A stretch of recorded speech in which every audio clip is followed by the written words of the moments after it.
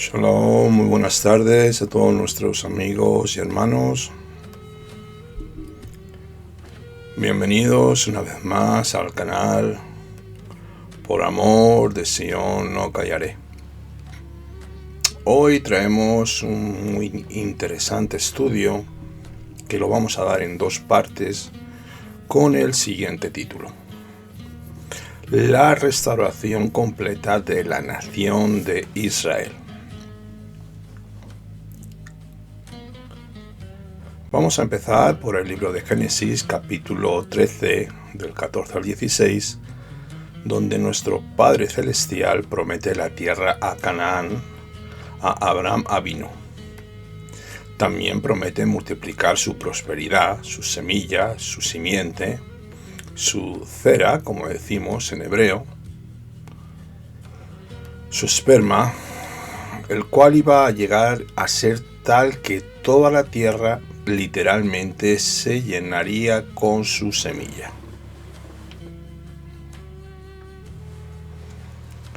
El verso 16 de este capítulo 13 nos recuerda que cuando se cumpla esta promesa, será absolutamente imposible contar esta semilla, porque nadie puede contar el polvo de la tierra.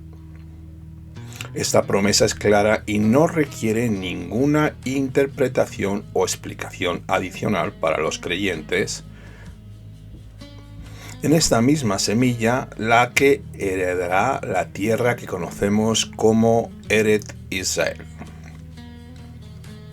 En Bereshit 15, los versos del 1 al 6, Abraham, tratando de ayudar al Eterno de alguna manera a cumplir la promesa que fue hecha en Bereshit 13, torpe y prematuramente, él propone a Eliezer, un gentil pagano que no es uno de los descendientes físicos, para hacer realidad de esta promesa. Adonai le dejó claro a Abraham que su promesa de multiplicación tan numerosa como las estrellas no iba a venir de ningún gentil, ni de una tercera persona, sino de sus mismas entrañas, de su misma simiente, de su misma semilla. Esto no es una adopción, sino uno de sus descendientes físicos. La promesa se refiere a su propia semilla o semilla como las estrellas del cielo. El número de las estrellas, tal que el hombre no puede contarlas, en el verso 5 diciéndole: si puedes, oh Eterno, desafía a Abraham a contar las estrellas, pues por su fe y confianza en el Eterno, Abraham fue contado por justicia. Este hecho le engrandeció, porque había creído y confiaba en la promesa que le había hecho Elohim. Debemos de remarcar que solo hay una promesa, no muchas. Abraham fue declarado justo por tener fe en esta promesa, cualquiera que sea su ascendencia física. Literalmente fue llamada a convertirse en como el polvo de la tierra, como las estrellas en el cielo. Esta promesa debe tomarse como está, no se puede cambiar. Primeramente, en primer grado, cuando intentó de interpretación espiritual, sería una falta de fe en las palabras literales de Adonai, y esto equivaldría a hacer lo contrario de lo que hizo Abraham Avinu. Esta promesa de multiplicación física y bendiciones se renueva en Bereshit 17:4, cuando Abraham se entera de que se convertirá en el padre de una multitud de naciones, o Hamon Hagoyim. También encontramos ese término en el verso 5, literalmente nos significa una multitud ruidosa de naciones paganas, más bien gentilizadas, podríamos decir. Esta semilla física que llenará el planeta no será un grupo silencioso de religiosos, sino una multitud muy ruidosa, que hará conocer y dar a conocer al Todopoderoso, alto y claro ante toda la humanidad, difundiendo la buena nueva de su amor a la humanidad. En el verso 6, el Eterno le dice a Abraham que él lo hará fructífero y de sus lomos reyes saldrán. Estos son obviamente reyes que un día gobernarían la casa real de David, la casa de Yehudá, de donde saldría nuestro Adón, Yeshua HaMashiach. El Mesías saldrá y ocupará su lugar en su trono en el verso 7. Así que aquí Adonai tranquiliza a Abraham. Después de haber probado la fe de Abraham, el Eterno hizo esto en Bereshit 22, y de haber notado su gran obediencia en el altar con Isaac, lo llevó como si fuera una ofrenda al monte Moriah. Adonai le renueva su promesa en los versos 17 y 18 según Bereshit 22. El Eterno le recuerda a Abraham que heredará la promesa con una multiplicación de su descendencia física. Esto llegará a ser un día como las estrellas del cielo y como la arena al borde del mar. Dentro de esta semilla, la cual llenará la tierra, entendemos en el verso 18 que un Mesías iba a nacer, un Redentor. Esto lo tenemos ya desde Génesis 3:15, pero ahora estamos en este verso 18 del capítulo 22, que este Mesías iba a nacer. Y por medio de él serán benditas todas las naciones de la tierra. Cuando nos vamos a Bereshit 24, en el verso 60, la familia de Rebeca, ora proféticamente para que los hijos de Rivka se conviertan en miles de miriadas y dominen a sus enemigos. En el capítulo 26:4 vemos que la misma promesa física hecha a Abraham Avinu se renueva en su hijo Isaac. Una vez más se le dice que su cera, su semilla, su esperma, su simiente, se volverá como las estrellas del cielo. Esto nos debería recordar algo. Es Isaac quien se convierte en el heredero de la promesa y no Ismael. Lo vuelvo a repetir.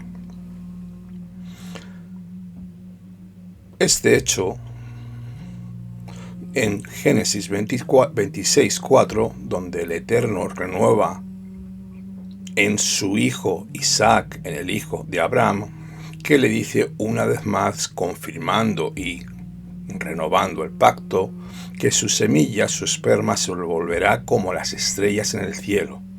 Esto nos recuerda que es a Isaac, el hijo de la promesa, quien se convierte en el heredero de la promesa y no a Ismael. Por tanto, cuando Adonai cumpla esta gran y preciosa promesa, no se hará a través de paganos adoptados, como Eliezer o Ismael, el hijo de la carne, que todos sabemos que Abraham tuvo un primer hijo con su sierva egipcia Agar, que luego fue rechazado porque la sierva primeramente se burlaba de su señora, fue echado al campo, la sierva fue echada del campamento hasta que volvió al campamento después que el Malach Elohim la bendijera a este niño y dijera que le pusiera por nombre Ismael. Dios ha oído, porque Agar estaba muy apenada. Sabemos que Ismael es el padre de los árabes.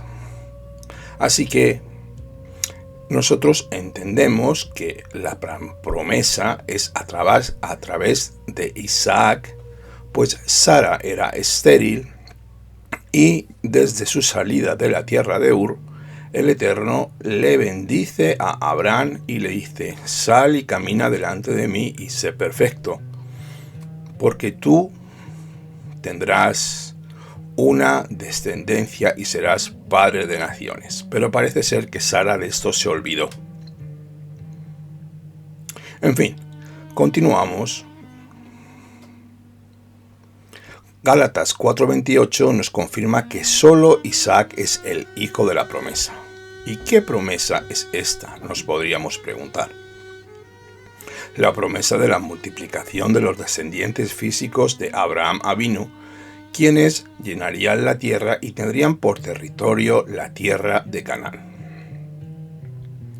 Vamos ya al capítulo 28:3 de Génesis, y vemos a Isaac bendiciendo a Jacob, ya en su vejez, poco antes de fallecer, y entregándole a él y no a Esaú, a su hermano, la profecía con respecto a la promesa que el Eterno hizo, el cual hizo a su padre, a Abraham. E Isaac ora por la simiente de Jacob, la cual tiene que ser bendecida y se convierte en una Kelat Goyim, una multitud o asamblea de pueblos. Por primera vez en las Escrituras vislumbramos el plan de Adonai para llenar la tierra con la simiente de Abraham, Isaac y Jacob. Estos son los patriarcas de nuestro pueblo Israel. El término hebreo usado aquí en el verso 3 es Keilat Goyim, que significa multitud de naciones, o podríamos decir incluso mejor aún, una asamblea de paganizados. De una forma u otra, nuestro Padre Celestial iba a llenar la tierra con la simiente física de Abraham, Isaac y Jacob, reuniendo a una multitud de paganos. En el verso 4 nos confirma que lo que Isaac le concede a Jacob. Es fundamental comprender que Abraham no recibió diferentes tipos de promesas. No se trata de promesas espirituales por un lado y promesas físicos por el otro. Estamos tratando con una promesa que tiene dos aspectos físicos y bendiciones. El primero se refiere a la semilla que se convertirá en una bendición para todas las naciones, es decir, Yeshua HaMashiach, en la misma persona. La segunda promesa que tenemos aquí, que era sencillamente física, sobre la reproducción y multiplicación de los descendientes. En Bereshit 28, en el relato del sueño con la escalera, lo conocemos todo como la escalera de Jacob, vemos a Adonai diciéndole a Jacob que su simiente se esparciría como el polvo de la tierra y que se distribuiría por los 4 rincones del todo el planeta. Por tanto, su posterioridad se iba a asentar en el territorio de Canaán. Pero en algún momento de su plan divino, el Eterno no iba a esparcir por los 4 rincones de la tierra. Nuevamente estamos tratando con la misma promesa que se hizo a Abraham. La promesa no cambia nunca, siempre es la misma. El término hebreo usado en Bereshit 28:14 es paratz, que significa expandirse. Literalmente esta palabra significa aumentar y extenderse rápidamente. Esta promesa de multiplicación física debe provenir de Abraham Avinu, Isaac y Jacob. Por lo tanto, frustra las tesis del Islam y el pueblo ismaelita, y la de todos los eruditos bíblicos descarriados que enseñan la teología o la enseñanza del reemplazo o la sustitución del pueblo de Israel por el pueblo cristiano. que sostiene que la promesa tiene su aplicación con judíos y musulmanes. Esto está mal, porque esta promesa debe venir a través de Isaac y Jacob, y no de Ismael y Esaf. Los ismaelitas, árabes y musulmanes son solo descendientes de Abraham, no son los herederos prometidos de Isaac y Jacob. Esto lo tenemos que tener claro e ir separando lo falso de lo verdadero. Así que los herederos prometidos son Isaac y Jacob. No responden, y debemos insistir en este punto, a las condiciones que el Eterno los estipulaban que la multiplicación física vendría a Abraham, Isaac y Jacob. Bien, la fe musulmana no tiene nada que ver con la de Abraham. Tener la fe de Abraham es otra cosa. Vemos a Adonai, que profundizó en el asunto en Bereshit 35:15, cuando le dijo a Jacob que ya no se llamaría así, sino que ahora en adelante su nombre sería Israel, que significa aquel que como príncipe luchó a favor con Adonai, y quien ganó y tomó la victoria. Jacob, después de convertirse en Israel, produciría la semilla que conduciría al establecimiento de una nación, luego una multitud de naciones. Esta nación fue llamada a convertirse en la nación de Israel, y la multitud de naciones, por su parte, los Keilat Goyim, la multitud de naciones, es decir, la asamblea de las naciones, entre comillas, paganizadas. Todo esto proviene del cuerpo de Jacob, ya llamado Israel en Bereshit 35. Si vamos más atrás en el tiempo, vemos a Israel. Este gran patriarca vemos morir en el territorio de Gosén, en la tierra de Misraim, en la tierra de Egipto. Junto antes de su muerte, reunió a sus dos hijos junto a su cama, encontró la fuerza para apoyarse en su bastón, en su báculo, y a través del Ruach HaKodesh profetizó los eventos que iban a acontecer en los últimos días. En el Brit Hadashah se refiere a las profecías que Israel hizo en su lecho de muerte como un acto de adoración. Bereshit 48:5. Aquí lo vemos adoptando a Efraín y Manasés, los dos hijos de Yosef, los cuales los tuvo en Egipto con una mujer pagana. Fue este momento cuando le dio sus últimos deseos a Yosef. Aquí Jacob adopta oficialmente a los hijos de Yosef como sus primogénitos, su hijo favorito, para que a través de ellos pudiera recibir una doble porción de las bendiciones. Esto lo tenemos en el verso 22 del capítulo 48. En el verso 16, Jacob llama a sus dos hijos pequeños.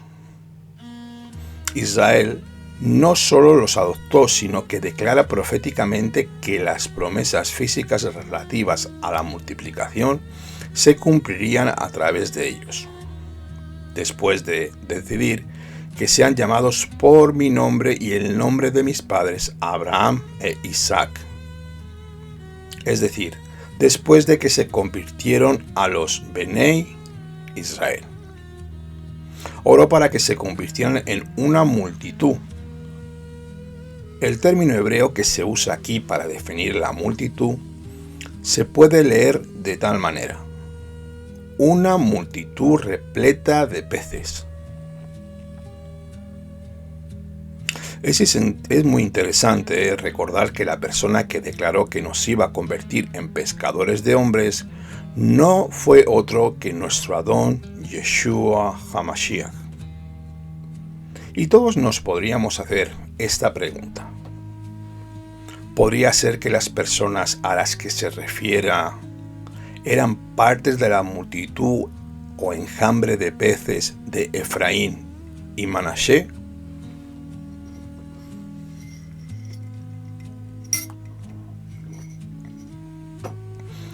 Mientras Israel se preparaba para dar su berajá, su bendición, coloca su mano sobre la derecha de Efraín, en lugar de la de Manasés, que era el primogénito de Yosef. La mano derecha es un símbolo de las bendiciones otorgadas al primogénito. Debería haber sido atribuido a Manasés, que es el primogénito. De todos modos, a pesar de las protestas de Yosef, Israel cruzó sus manos y puso su mano derecha sobre la cabeza del segundo de sus hijos, es decir, sobre la cabeza de Efraín. Cuando Yosef le hace el comentario a su padre Israel, Israel le dice que él sabe muy bien lo que está haciendo, porque parece ser que ya Jacob no veía, de los años que tenía, sus ojos estaban cansados y él cruzó sus manos y Joseph entendió que no identificaba quién era el mayor y quién era el menor. En Bereshit 48:19 encontramos una de las profecías más importantes y fascinantes de las Escrituras. Al bendecir a Efraín en lugar de su hermano, Israel declara que la simiente o tzera de Efraín se convertiría en un malé goyim, es decir, la plenitud de los gentiles, las naciones paganas. En otras palabras, podríamos decir, la descendencia física prometida a Abraham Avinu, Isaac y Jacob. Esta descendencia llenaría la tierra y sería tan numerosa como la arena del mar, el polvo de la tierra y las estrellas que colman los cielos.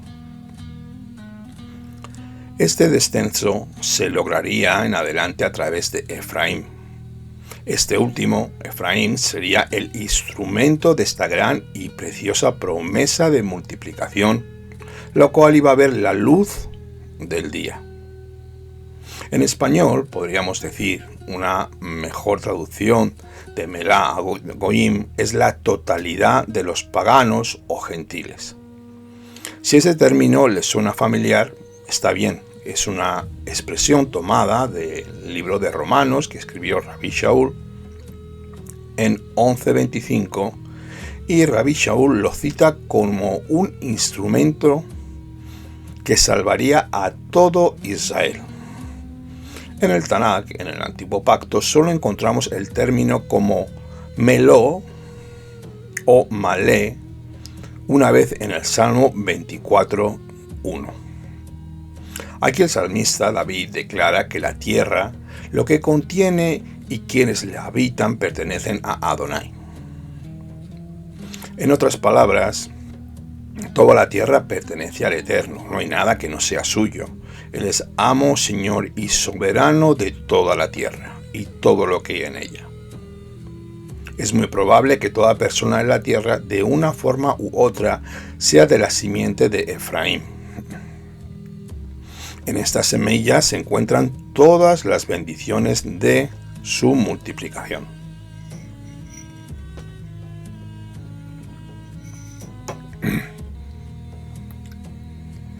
A la cual vamos a regresar un poco más tarde. No solo vemos a Efraín recibiendo la primogenitura a expensas de su hermano mayor Manasés, sino que Israel también niega este derecho a su primogénito.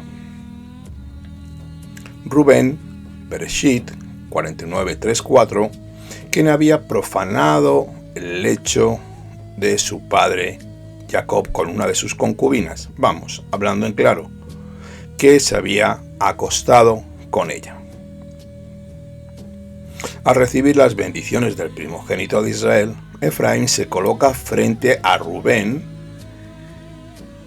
y Yosef y Manasés, según Crónicas 1:5 y 1:2 y Jeremías 31:9, nos confirman esta verdad esencial.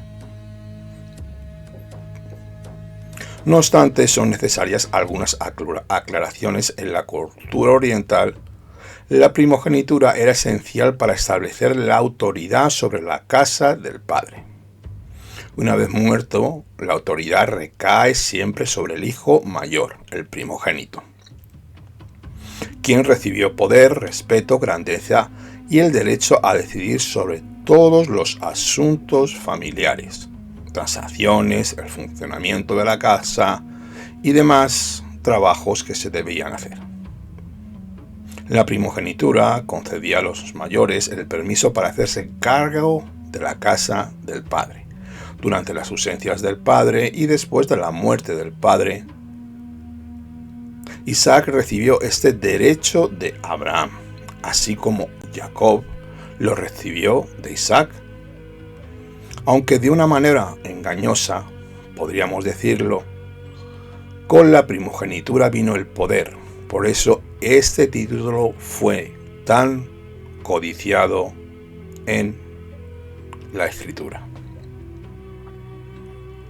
Cuando Israel le dio la primogenitura a Efraín, él la dio pero con alguna reserva. Vemos esto en Bereshit 49, 8 al 10, donde Yehudá recibe el predominio y el poder para gobernar sobre la casa de Israel.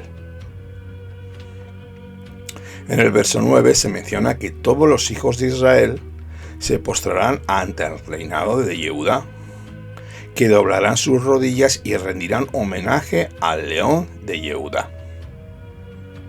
El verso 10 se refiere a Shiloh.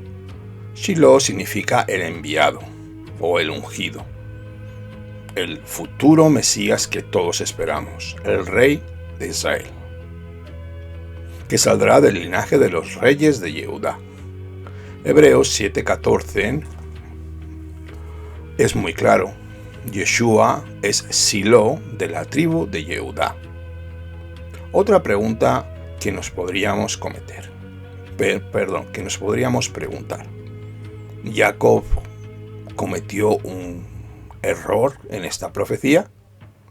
También pudo haber creado algún problema al establecer a Efraín como el mayor, dándole solo un título sin autoridad y sin predominio sobre sus hermanos. Hizo de Efraín un títere impotente muy parecido a la reina de Inglaterra. Yo creo que no. Una cosa es cierta. Jacob causó una división entre los hijos de Israel. Uno de los hijos obtuvo la primogenitura, mientras que el otro, Yehudá, obtuvo el derecho a gobernar, a la realeza. Y nos volvemos a preguntar, ¿para qué se puede usar una primogenitura sin la autoridad que le acompaña? Los hijos de Israel iban a someterse a la simiente de Yehudá y no a la de Efraín. Pero la simiente de Efraín se convertiría en la multitud de los gentiles, naciones paganizadas. Yehudá gobernaría sobre la casa de Israel, pero Efraín sería el portador de la promesa hecha a los patriarcas. Él traería la simiente prometida y esparciría su simiente por todo el planeta. Por supuesto que Israel sabía lo que estaba haciendo en su momento profético. Operó bajo la acción del Ruach Adonai, separó la autoridad y las bendiciones entre los dos hermanos, quienes continuarían luchando por la plenitud de la bendición. Esta diferencia se convertiría en una verdadera batalla por el título de Israel. ¿Quién es Israel?, nos podríamos preguntar. Qué ironía, según Génesis 49:10, el león de Yehudá. El Mesías Yeshua será el que traerá a los gentiles o las naciones de la simiente de Efraín de regreso a la casa de Israel. Después de esta promesa de multiplicación física y la muerte de Israel, la multiplicación de los Bené Israel en la tierra de Misraim comenzó a preocupar a Faraón, el cual no conocía a Joseph. Los tiempos de Joseph ya pasaron y dice la escritura que se levantó un nuevo faraón, el cual redujo a los hebreos a esclavitud. Y fue necesario que Moshe, nuestro gran libertador, Moshe Rabenu, nuestro maestro, bendito sea su nombre, nuestro libertador, viniera al rescate de los Bené Israel para sacarlo de su pobre condición. Esto es lo que nos enseña la Torá. Moshe sacó a las 12 tribus de Egipto en el Sinaí, donde recibieron la Torá. Luego las 12 tribus se establecieron en la tierra de Canaán, por orden misma de Adonai, que él caminaba delante. Después del periodo de los jueces y el reinado del rey Saúl, David fue ungido sobre todo Israel. En la época de David Amelec, vemos a la casa de Yehudá gobernando sobre toda la nación de Israel.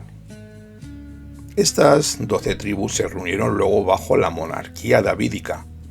Todo fue más o menos bien hasta que el rey Salomón, el hijo de David, comienza su libertinaje físico y espiritual desobedeciendo a la Torá de Adonai.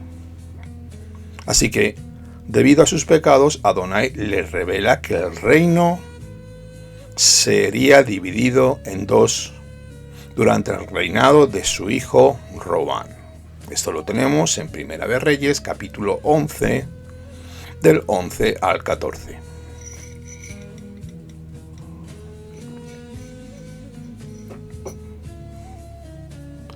El Eterno también le reveló a Jeroboam, uno de los talentosos artesanos de Salomón, un efraimita, que después del cisma que iba a ocurrir en el reino de Israel, después de la muerte del rey Salomón, él recibiría 10 tribus. Esta profecía pues fue dada a través del profeta Abdías. Las 12 tribus, como en el reino de Israel, tuvieron sus últimos días de gloria bajo el reinado de David Amelec. Esto fue alrededor después del año 921 antes de Mashiach. Las 10 tribus del norte se separaron de la casa de David, tomaron el nombre de Israel e hicieron de Samaria su capital. Yehudá, Benjamín y Leví al sur establecieron su capital en Jerusalén, que decimos el reino del sur o el reino de la casa de Judá. Roboam gobernó el reino del sur, Primera de Reyes, capítulo 11, 26 al 43.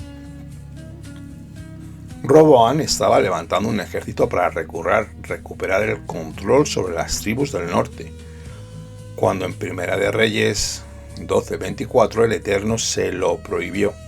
Le dijo que de él venía la división de la casa de David Amelec y que no debíamos pelear contra sus hermanos.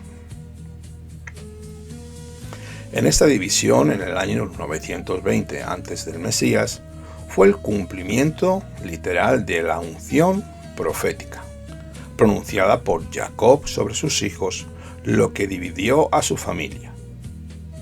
Este hecho dividió la primogenitura entre Efraín y Yehudá. Por eso, en Primera de Reyes 12:24, el Eterno nos dice que esta división viene de él. Lo deseo y lo ordeno. Así dice la Escritura, para que la promesa que hizo a los patriarcas se hiciera realidad. Él lo ordenó y lo deseó de esta manera. Esto es particularmente la promesa de la multiplicación de los descendientes físicos de Abraham. Los medios elegidos e implementados por nuestro Padre Celestial involucraron la división de la casa de David. Y ahora vamos a ver el porqué. Lo que Jacob inició ahora se desarrolla de forma natural. El reino del norte, compuesto por las 10 tribus, la casa de Efraín o la casa de Israel, la tribu del norte, comenzó a adoptar prácticas paganas, fiestas, costumbres y cultos falsos. Lamentablemente, Jeroboam se convirtió en el padre de los efraimitas paganos. Esto lo tenemos en Primera de Reyes, capítulo 12, 26-33. Vemos en acción el corazón malvado de Jeroboam, hijo de Nabat. Él trama un plan para que las 10 tribus, todos conocidos como ya acabo de decir, la casa de Israel o Efraín, se involucren en la práctica de una religión pagana y falsa para mantenerlos separados de la casa de Judá en el sur y el verdadero Elohim. Como pronto vamos a ver y nos daremos cuenta, Efraín algún día se convertiría en una colección de individuos escondidos dentro de una iglesia cristiana que adoptó las prácticas paganas de Jeroboam. El plan de Adonai es reunir a este Efraín disperso o esparcido en Yeshua, el sistema creado por Jeroboam. Esta separación, podríamos decir, esta dispersión, llevó al libertinaje y a la salida de Efraín de la familia de Israel. El juicio del Eterno cayó aproximadamente en el año 721 antes del Mesías. Envió al rey asirio Tiglat-Pileser III para destruir completamente la casa de Efraín, las 10 tribus del norte, la casa de Israel, que lo entendamos, debido a que Efraín se prostituyó al levantarse la falda frente a todas las deidades extranjeras. El Eterno esto no lo toleró y declaró que lo zarandearía, lo quitaría delante de las naciones paganas y acabaría con el reino del norte de Israel.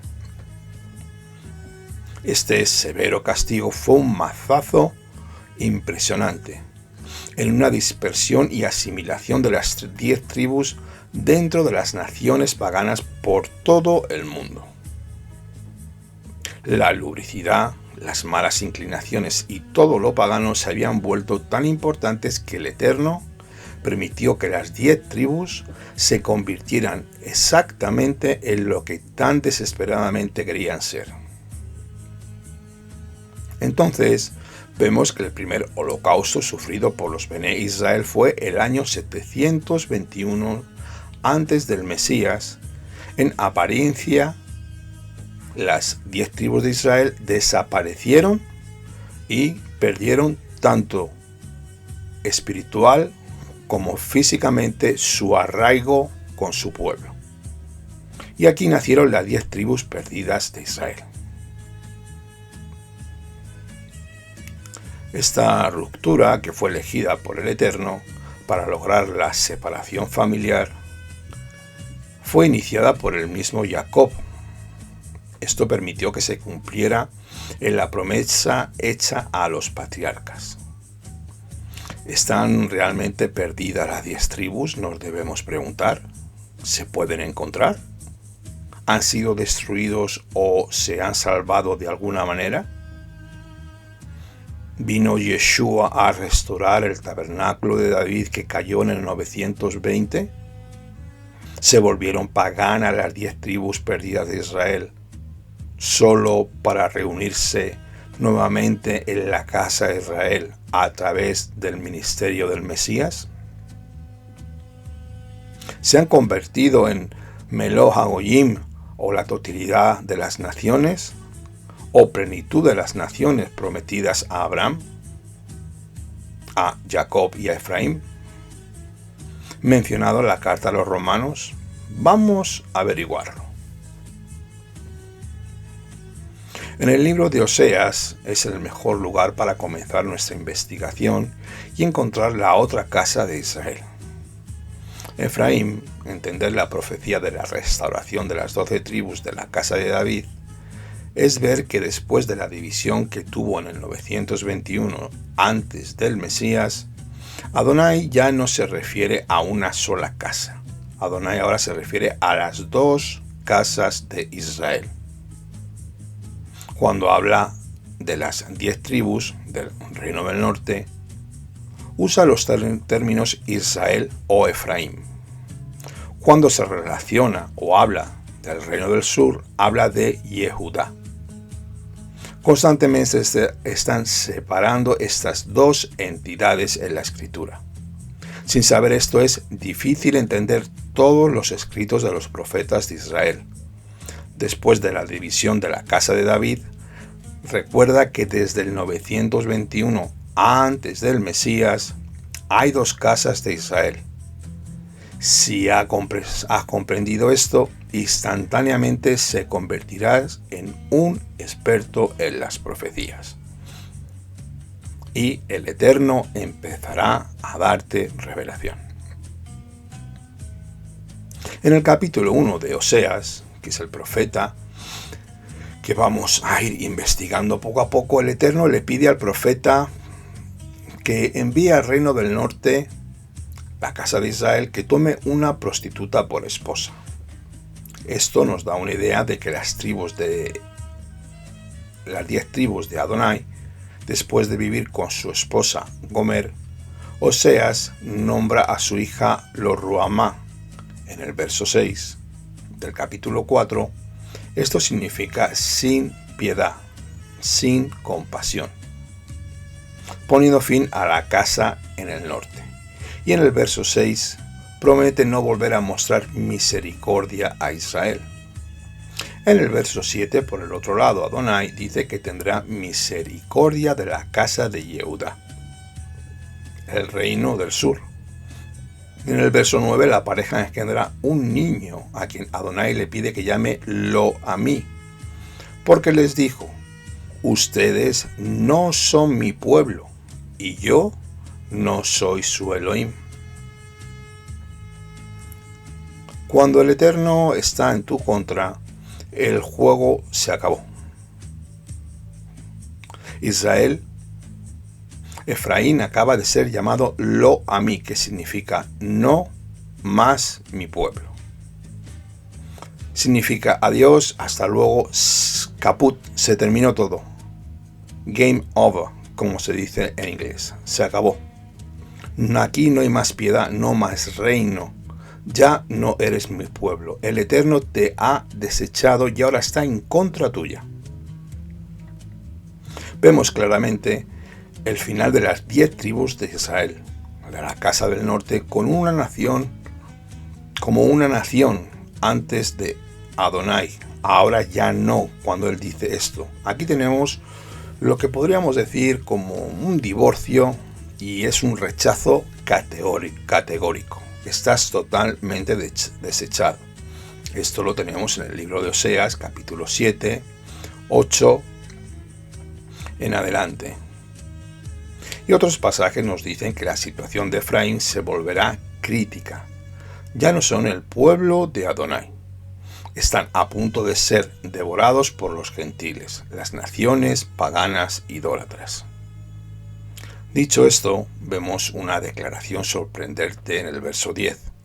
Oseas 1:10 dice así, según la versión que leamos: a pesar de la sentencia de muerte contra las 10 tribus como reino o nación, vemos milagrosamente a los Bené Israel reaparecer nacidos de nuevo.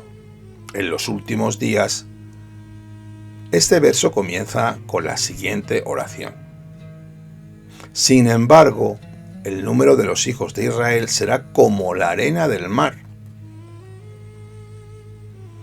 Aquí estamos lidiando con un reino totalmente destruido y tragado entre las naciones. Y luego los Bené Israel reaparecerán milagrosamente. Estos van tan lejos como para ser comparados con la arena del mar. ¿Está familiarizado usted con este término? Pues deberían. Esta es la promesa hecha a los patriarcas Efraín y a Efraín. Este verso nos da una indicación adicional y nos remite a otro pasaje que se refiere a las 10 tribus perdidas en comparación con la arena del mar, la cual no se puede contar. Estas tribus perdidas son llamadas por el Eterno los hijos de Elohim. Conoce hoy a personas que se refieren a sí mismos y que afirman ser hijos del Elohim viviente. Pues no busquen más. La comunidad de creyentes gentiles nacidos de nuevo no es más que la antigua casa de Israel, la cual ha sido dispersa y esparcida entre las naciones. En este verso el Eterno declara que cuando Efraín se reúna, los dispersos, los Bené Israel serán su pueblo, su amigo. Los hijos de Israel se habrán convertido en los hijos del Elohim viviente. Oseas 2, 21 al 23. Y él será su Elohim. No podría ser más claro. Una nación ha llegado a su fin, la cual desaparece, que se pierde. Entonces, ¿cómo que de repente reaparecen como hijos e hijas en el Eterno? En los últimos tiempos, vemos en el verso 10 cómo el Eterno mismo nos recuerda que este grupo de personas no es otro que la antigua casa de Jeroboam, la casa de Israel. Oseas 1:11. Vemos el regreso de las 10 tribus perdidas hacia dentro de la casa de David Amelech. Tal reunión ocurre cuando los israelitas perdidos se vuelven y exigen al mismo maestro que los judíos mesiánicos.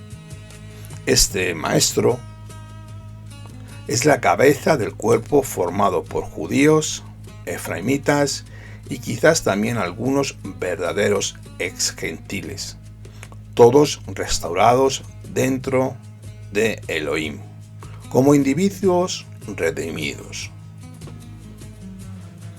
Todos estos individuos provienen de ambas casas y están aprendiendo a confiar en su Creador personal y a confiar en Yeshua como su Salvador.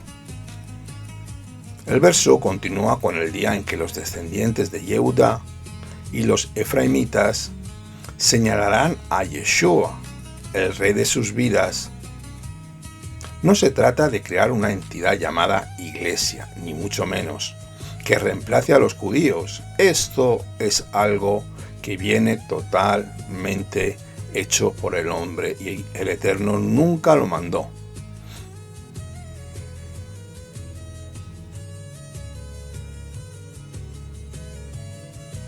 Note que en el siguiente verso, en Oseas 2:1, los descendientes de Yehuda y los efraimitas, quienes hacen de Yeshua su cabeza, en el día de Jezreel, durante la reunión como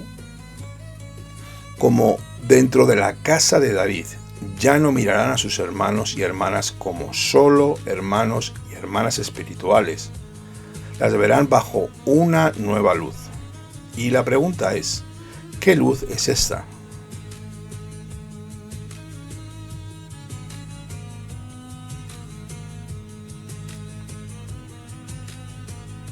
Esta luz que los hace hijos del pueblo de Adonai, pueblo mío, amigos, huesos de mis huesos, carne de mi carne. Cuando Efraín y Yehudá sean regenerados individualmente y los reunidos con el tabernáculo de David, el cual tiene que ser reconstruido, entonces comenzaremos a reconocernos como hermanos de sangre, como israelitas físicos de varias ramas de la familia. Cada uno de nosotros habrá sido redimido por la sangre del Cordero Yeshua. Recuerde que en Matillahu 15:24, nuestro Adón Yeshua nos dice inequívocamente que Él es enviado por las ovejas perdidas de la casa de Israel y por nadie más. Note que Él no nos dice que vino por los gentiles o por los judíos. No vino solo por los judíos, porque son descendientes de las 2 tribus del sur que componían el reino de Yehudá. Yeshua no estaba interesado en los gentiles, en el pagano, ni mucho menos. La razón es, ¿por qué? ¿Por qué Yeshua no estaba interesado en ellos?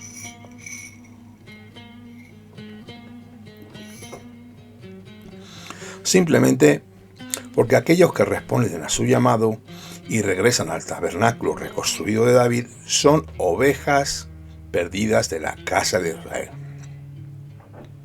Estas ovejas perdidas parecen gentiles, actúan como paganos, se comportan como ellos, comen carne de cerdo, quebrantan el Shabbat.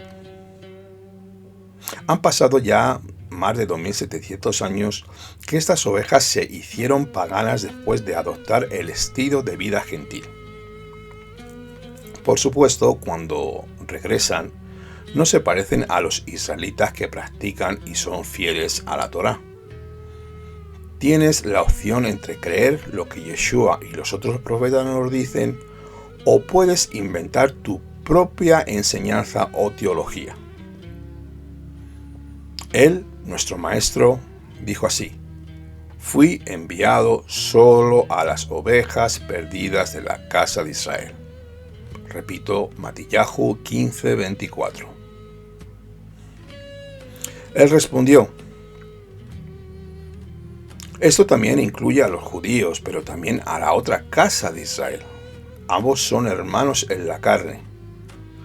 ¿Dónde quieres encontrar la simiente de Efraín, aparte de entre todas las naciones del mundo?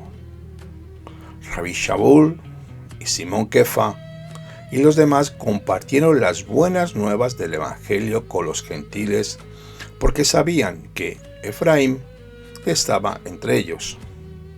El profeta Amós, en el capítulo 9, verso 9, nos dice que ningún grano ni nadie caerá para ser destruido a pesar de la dispersión entre los gentiles, lo que son las naciones, el mundo pagano.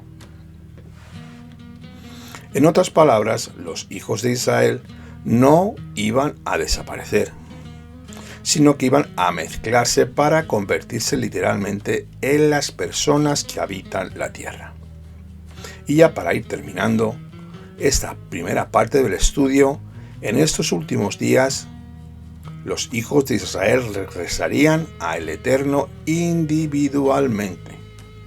La gran misión encomendada a los 12 Talmidín en Matillahu 28, 18 al 20, es una búsqueda planetaria de la simiente de Efraín a los dispersos de la multitud de ese enjambre entre la humanidad como la arena del mar.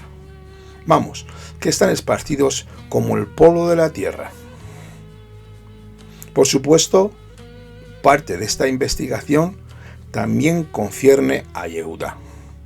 Pero esto lo vamos a dejar para la semana que viene. Vamos a dejar ya que tenemos casi una hora de estudio y vamos a dejar esta segunda parte de la restauración completa de la nación, del pueblo de Israel. Así que con esta primera parte vamos a concluir ese estudio. Por favor, espero que te haya gustado este estudio.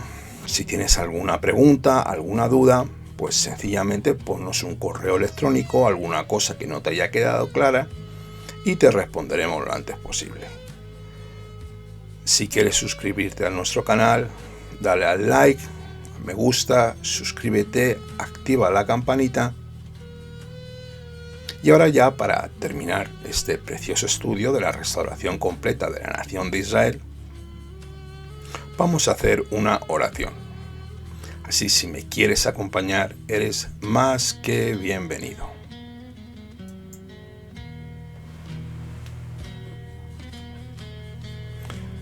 Padre eterno, te damos gracias por este tiempo de estudio, Señor.